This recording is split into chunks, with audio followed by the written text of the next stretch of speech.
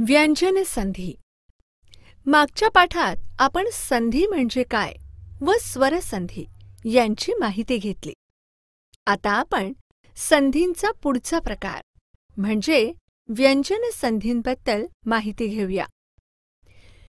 व्यंजनांचे वर्ग: कठोर, मृदू आणि अनुनासिक. क वर्ग: क, ख हे कठोर आहेत. मृदू ग, घ आणि अनुनासिक ड. च वर्ग: कठोर च, छ, मृदू ज, झ, अनुनासिक न.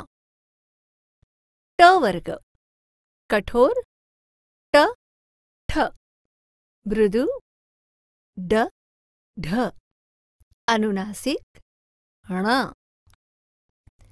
त वर्ग: कठोर त, थ, मृदू द, ध, अनुनासिक न.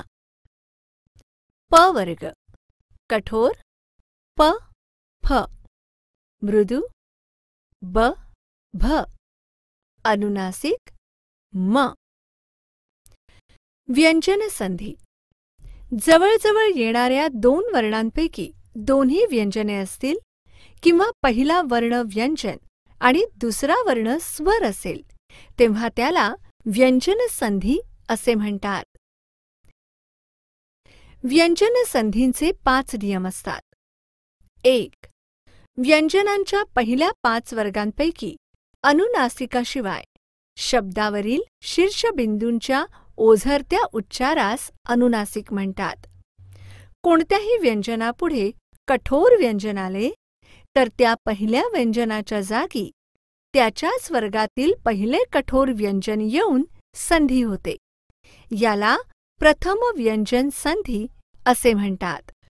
उदाहरणार्थ: शब्द विपत अधिक काल.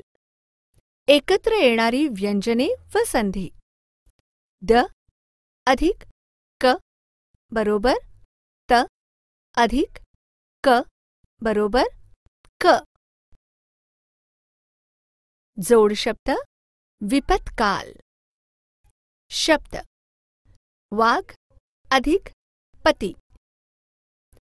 एकत्र येणारी व्यंजने व संधी: ग अधिक प बरोबर क अधिक प बरोबर प. जोडशब्द वाक्पती. शब्द षड अधिक शास्त्र. एकत्र येणारी व्यंजने व संधी: ड अधिक श बरोबर ट अधिक श बरोबर श.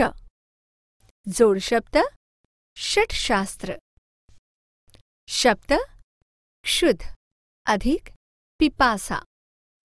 एकत्र येणारी व्यंजने व संधी: ध अधिक प बरोबर त अधिक प बरोबर प. जोडशब्द क्षुत्पिपासा. 2. पहिल्या 5 वर्गातील कठोर व्यंजनांपुढे स्वर किंवा अनुनासिकाखेरीज मृदू व्यंजन आल्यास त्याच्या जागी त्याच वर्गातील तिसरे व्यंजन येऊन संधी होते. याला तृतीय व्यंजन संधी असे म्हणतात. उदाहरणार्थ: शब्द वाक् अधिक ईश्वरी.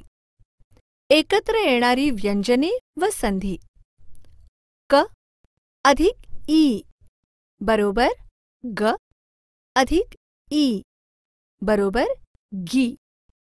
जोडशब्द वागीश्वरी.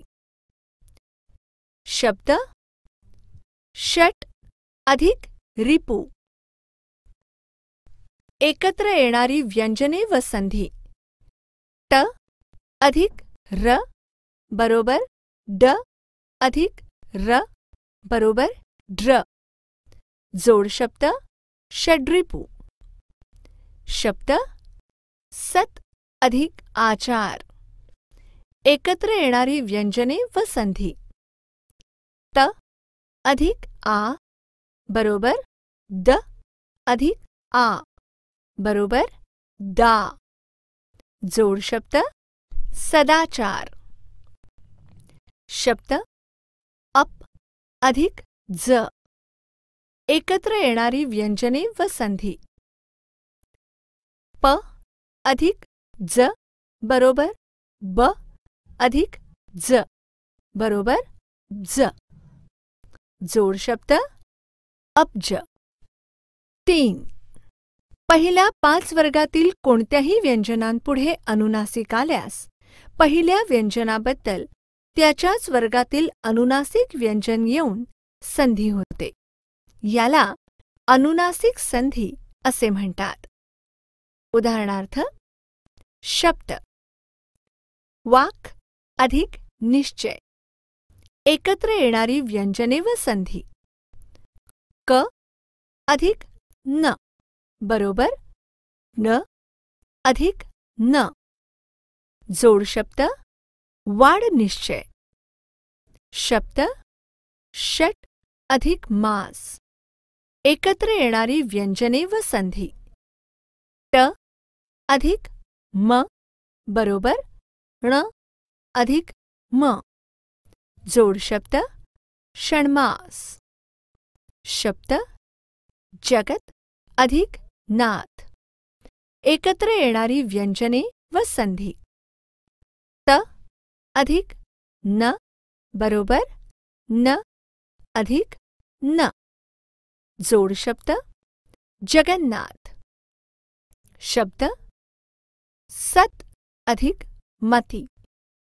एकत्र येणारी व्यंजने व संधी. त अधिक म बरोबर न अधिक म. जोड शब्द सन्मती. 4.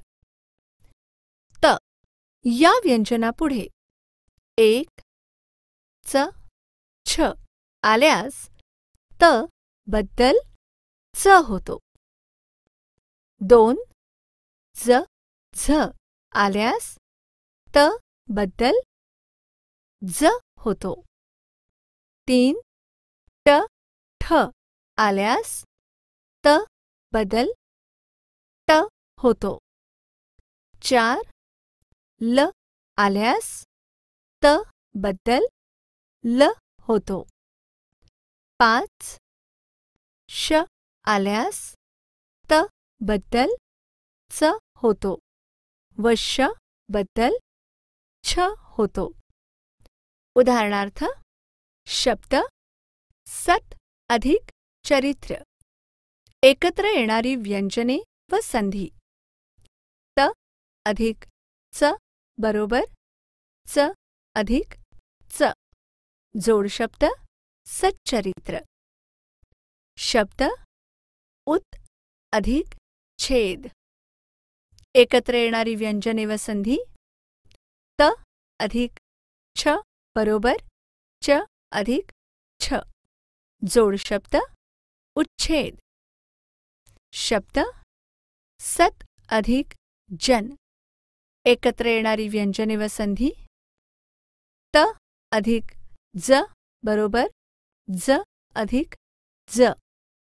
जोड शब्द सज्जन.